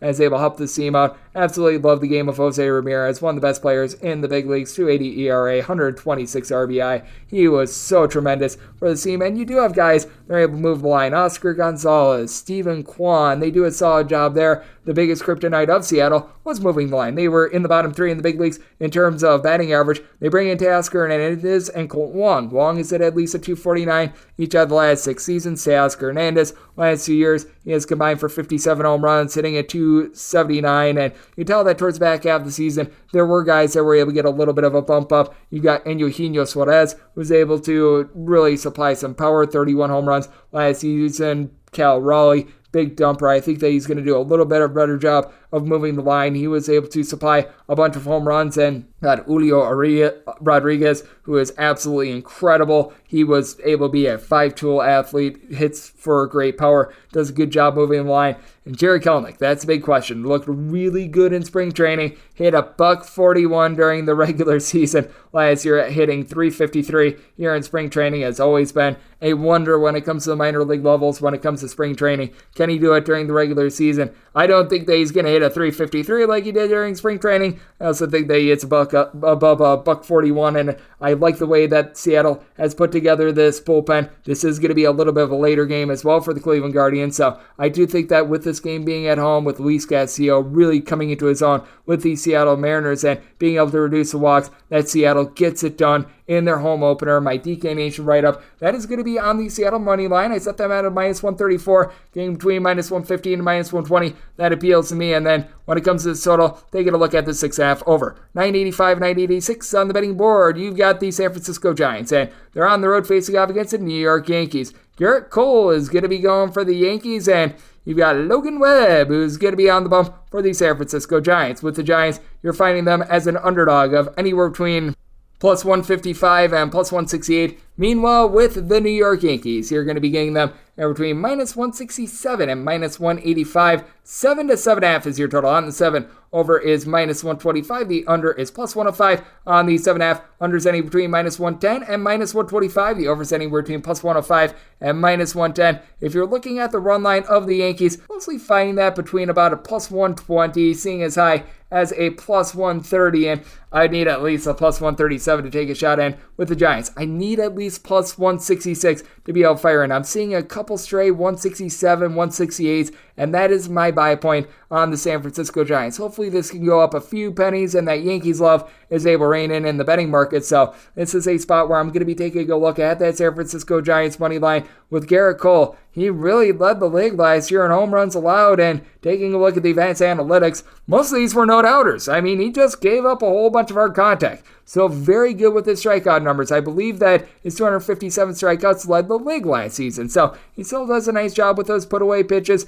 At home, he's always been relatively rock solid, as he had a 3.20 home ERA compared to a 3.81 ERA on the road, but still gave up right around 1.25 home runs per 9 innings when he was at home. Now, he's a little bit of an all-or-nothing guy. He either gives up a home run or he gives up nothing at all. But with Logan Webb, what was big for him last year, unlike 2 years ago when the Giants had that big 2021 season, he really reined in his home and road splits. 289 road ERA, 291 home ERA. So he's relatively even there. He gave up less than a home run per 9 innings when he was on the road last season. Has done a very solid job with his command as well, giving up right around 2.3 walks per 9 innings with the Giants. They are a full year removed from having Buster Posey out of the fold, and I think that that's a big reason why this team flamed out last season. They were having a tough time just filling in the void that was left by Buster Posey, not just with his bat, but the way that he was able to help out these bullpen pitchers. As you've got Rogers squared and Taylor and Tyler Rogers, they're now in the bullpen for this team. It's going to be very interesting to see how they utilize so many of these guys, because you've got Camilo Doval, who I do like in the bullpen. They picked up someone like Ross Stripling, who he came out of the bullpen. He was a little bit of a starter last season as well, so that is going to be a fascination. And for the Giants, they do a good job with their platoon splits. You don't necessarily have one guy on the roster that is going to go out there and is going to give you some sort of a 30-plus home run season, but Mike Yastrzemski is able to put bat to ball. I think that Mitch Haniger is a very under-the-radar acquisition. 2 years ago when he was with the Seattle Mariners, he had 39 home runs. Last year was just a little bit banged up and wasn't necessarily the season that he was hoping for, but saw Brandon Crawford. He still does a solid job at the shortstop spot. They bring in Michael Conforto, so I like the moves that the Giants made in the offseason. They're such a savvy team. Meanwhile, for the New York Yankees, it's just so top-heavy. We all know what we're going to be able to get out of Aaron Judge. He sets the American League record for home runs last season, did an amazing job getting on base as he was up for that Triple Crown. And I will say, Harrison Bader, when he was actually healthy for the New York Yankees, had moments of brilliance for them last season. Giancarlo Stanton, he does a great job of being able to hit home runs. At the same time, he hit 211 last year. That's a big, giant issue for this team. Anthony Rizzo, 32 home runs, hit a 225. Now, he's got a good eye at the plate. He's able to draw a lot of walks, good clubhouse guy, but you just need more Yankees players that are able to move the line. And I do think that they're going to be lacking a little bit of discipline at the plate to begin the season. And you've got that just nervousness about Garrett Cole giving up those home runs. So I did set my total here at a 7.3 at the 7.5. I'm going to be willing to go under in this spot because I do like the way that Logan Webb pitches on the road. And for Garrett Cole, a lot of the damage that he does give up are solo shots. But at the same time, I do think that the Giants are able to do enough to be able to get those solo shots, to be able to get it done. Anything above a plus 166, want to take it with the Giants, and I'm taking a look at the 7.5 under. 987, 988 on the betting board. The Walker Texas Rangers play host to the Philadelphia Phillies. Aaron Supernola is going to be going for the Phils, and Jacob deGrom is on the bump for the Texas Rangers. Rangers are between minus 125 and minus 135 favorites, anywhere between plus 112 and plus 120 is your number on the Phillies. 6.5 is the total. Overs between minus 110 and minus 120. The unders any between even and minus 110. Set my total at a 6.7. 6.5 is just a little bit too low in this ordeal. You've got too much firepower on both sides, even with dominant pitchers. Again, you're probably going to be seeing a tight pitch count for both of them, especially with Jacob deGrom, because with Jacob deGrom, we all know about his injury history. He had to sort of stop and start during spring training. He didn't get in a bunch of work, so I do think that deGrom is going to be on a very heavy pitch count, so I do like the over in this spot. And for Aaron Nola, it was very interesting looking at his home and road splits last year. Last year, he actually had his ERA be at 3.53 at home compared to a 3 on the road. For his career, though, he's got an ERA that's about 0.8 points higher when he does leave Philadelphia, so that is a little bit of a concern for me for Mr. Aaron Nola. He's been able to do a very solid job of just being able to locate in general. He's not going to walk a lot of guys. Last year had a strikeout to walk rate that was right around 8, so that is incredible. And when Jacob deGrom is on, Jacob deGrom is the best pitcher in all the big leagues. During the 2021 season, he was pretty much a front runner for MVP before he got injured. He was not himself towards the back half of the season last year, 3+ runs surrendered in 4 out of his last 5 regular season starts, but it does look like he's a bit closer to 100%. But again, I do think that you're going to have to rely a lot on this Texas Rangers bullpen, which has been much maligned, and I don't think it's as terrible as a lot of people think that is. Someone like Josh Sorbage last season, he was not necessarily so great. I'm not going to lie to you. 2 years ago for Texas, he had a sub-4 ERA. He was able to hold down the fort for this team. I have no idea what the expectations are for Spencer Howard. If they're going to be throwing him out of the bullpen, you want no part of him there. If they're going to try to start him once again, well, good luck to you. But that said, you do have Brock Burke. He was able to do a very nice job in this bullpen last year. He had a sub-2 ERA. They do lose Matt Moore, who he was able to give you more in the bullpen last season. That was one of the bigger surprises that we saw. But someone like Jonathan Hernandez, I think, is going to be able to do a relatively solid job for this team. Meanwhile, you take a look at the Philadelphia Phillies, and they do lose a little bit of that depth from the bullpen a season ago. It was a better bullpen last season, and they do pick up Gregory Soto along with Matt Strahm. Matt Strahm, a little bit of an up-and-down guy that, due to the injuries to the starting rotation, they might be utilizing him a little bit more of a starter, and it's a big issue because they also picked up Greg Kimbrell. This is actually a subtraction in all likelihood for the Philadelphia Phillies. He was getting called all over the place for the new pitch clock rules. That is not good, to say the least. Connor Brogdon, Andrew Bellotti, these guys are fine. They're not great. They're not terrible. So for the Philadelphia Phillies, that bullpen is a worry spot for them, especially with now having so many injuries to that front line starting. And with the Philadelphia Phillies, you've obviously got a lineup that has quite a few guys that are impressive. Kyle Schwarber, he was able to slug out 46 home runs last year. He would have led the league in home runs if it wasn't for a guy by the name of Aaron Judge. Bryce Harper, he was a little bit banged up last season, but we saw him at his full might during the postseason. He's back to being one of the best players in the world. JT Realmuto, when he saw getting thrown out of games for apparently pulling his glove by some moronic umpire, he's able to do a solid job. And Alec Boehm does a good job of moving the line as well. And then for Texas, Marcus Semien had the no good, very bad start to the season where he had no home runs in the first 50 games of the season, but he was able to really hit well towards the back half of the season. Corey Seager, he's going to give you 25 bombs. He does a good job of moving the line. Josh Young, he got some reps at the big league level last season. Hit just a 205, but taking a look at him in spring training, he's one of the most highly rated prospects in the league. I think that he's going to be able to bust out Adolis Garcia. He was hot and cold last year, but hit a 250 for 27 home runs. If he's able to put it together for a full 162, I do think that the Rangers have a good chance of being able to ascend with regards to their offense. So I do think that there is value here on the Rangers. You got to figure that it's going to be a short start for Jacob deGrom, but I do think that we see the fullest of Jacob deGrom, and those career home and road splits of Aaron Nola, they are an issue. Semi-total 6.7, so looking at the 6.5 over, and with the Rangers, I did set them as a minus 142 favorite, so wanted to take them as a slim favorite here, and we wrap things up with 989, 990 on the betting board. St. Louis, the Cardinals, are going to be playing host to the Toronto Blue Jays. Alec Manoah is going to be going for the Jays, and you've got Miles Michaelis on the bump for St. Louis. St. Louis is an underdog of anywhere between minus 105 and plus 105. With the Toronto Blue Jays, they're anywhere between minus 110 to a minus 115. And your total on this game is 7.5 over and under, anywhere between minus 105 and minus 115. It's not the Blue Jays as minus 113 favorites. Mostly seeing a lot of minus 110 to minus 112. It's some max I'm willing to take on the Blue Jays, but I'm willing to take them. I am very bullish on this Toronto Blue Jays team. They do lose Teoscar Hernandez, but this is a very deep lineup. They did need to help out the defensive side of things, and that is going to be paying dividends to these starting pitchers, and they were able to do so. They bring in Kevin Kiermaier, Dalton Varsho to shore up that outfield. You still got George Springer, who was able to supply 25 home runs, even with being banged up last season. Bo Bichette, you know that he's going to be able to move the line. Vlad Guerrero Jr. is one of the best hitters in the big leagues at being able to reach base, being able to hit home runs. Alejandro Kirk, he does a good job of being able to move the line as well. This Blue Jays lineup, even with losing someone like a Lourdes Gurriel in the offseason as well, still one of the best in the big leagues. Meanwhile, for the St. Louis Cardinals, Miles Michaelis is a guy that it's very fair to have question marks with. He had a 3.29 ERA, does a very good job not walking guys, sub 2 walks per 9 innings, and pitched significantly better at home than on the road. 2.38 home ERA,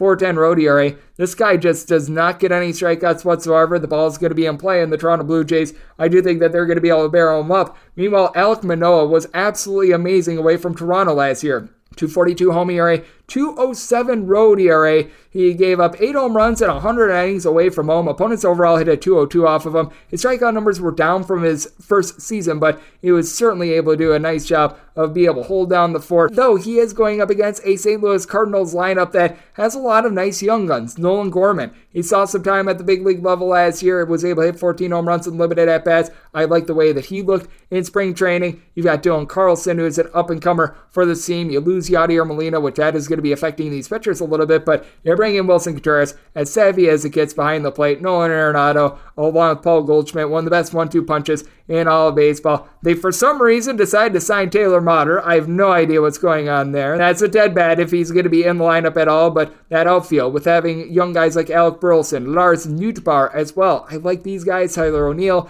he's relatively solid with the Cardinals. Bullpen, you've got some question marks here. Ryan Helsley was rock solid for much of the season along Giovanni Gallegos, but who's going to be able to get them the ball? You're going to be looking at probably Packy Naughton as being a little bit of a longer guy. Drew Verhagen, that's a bit of an issue. I think that they're going to be giving starts to Jake Woodford this season. Meanwhile, with the Blue Jays, the bullpen is something that they have addressed in recent years. Picking up guys like Adam Simber, Yimi Garcia in trades is big. Anthony Bass is someone that I like. They've actually done a really good job of being able to fortify this team. Tim Meza was relatively solid with like a 3.14 ERA. Eric Swanson is someone they picked up from the Mariners. He had a .68 ERA last year. I really like what they did with their bullpen, and I do think that that is going to fortify things even more. I do think that both of these offenses do the best in the big leagues, even with a little bit of a pitcher-friendly ballpark and some cold weather. So I might call it 7.8 looking over, and with the Blue Jays, willing to take them as a -112 favorite or less, and that'll wrap things up for the opening day edition of the Baseball Betting Show, now part of the VSiN Family of Podcasts. A big thanks to our good friend Curtis Rogers over there at 710 Seattle Sports for joining me in the last segment. If you do like what you're hearing from this fine podcast,